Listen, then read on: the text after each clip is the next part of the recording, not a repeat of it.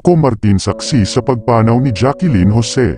Coco may pakiusap sa pulisya na imbestigahan ng mabuti ang pagpanaw ni Jacqueline Jose. Labis nagluluksa ang mundo ng showbiz sa pagpanaw ng premyadang aktres na si Jacqueline Jose. Saksi si Coco Martin at Sherry Pie Picache nang makita ang mga labi nito sa loob ng pamamahay ni Jacqueline sa Quezon City. Ayon sa reporter ng Bandera, nang puntahan nito ang crime of the scenes sa pagpanaw ni Jacqueline ay nakita umano ng kanilang kapitbahay na dumating si Coco Martin at kinakausap ang mga sako dito at ang pulisya kung ano ba talaga raw ang tunay na nangyari sa aktres. Kasunod na dumating ni Coco Martin si Cherry Pie kung saan iyak na raw ito ng iyak habang pababa ng sasakyan.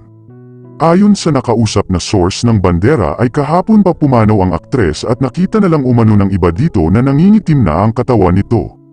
So meaning nito ay Sabado pa namatay si Jacqueline mula sa kanyang pagkakadulas ayon sa mga saksi sa lugar. Ayon pa sa mga saksi sa lugar ni Jacqueline Jose sa Quezon City ay may kasama siyang isang kasambahay sa loob ng kanyang bahay at nagpaalam raw itong mag-day off at umuwi muna sa kanilang lugar. Pinayagan umano ito ni Jacqueline na umuwi sa kanilang bahay. Matagal na umano palang may asma ang aktres at naggagamot ito sa pamamagitan ng kanyang inhaler. Ayon sa balita, nadulas umano si Jacqueline Jose sa second floor ng kanyang bahay at nalaglag sa ibaba na sanhi ng pagpanaw nito.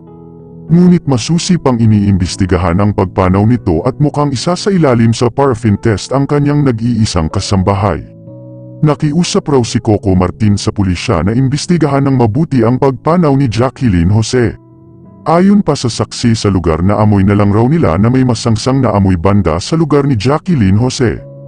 Kaya't tumatawag raw ang mga kapitbahay nito sa naturang lugar ay walang sumasagot kaya't pinasok raw ng mga barangay ang pamamahay ni Jacqueline at nakita na ang mga labi nito na nakahandusay at wala ng malay.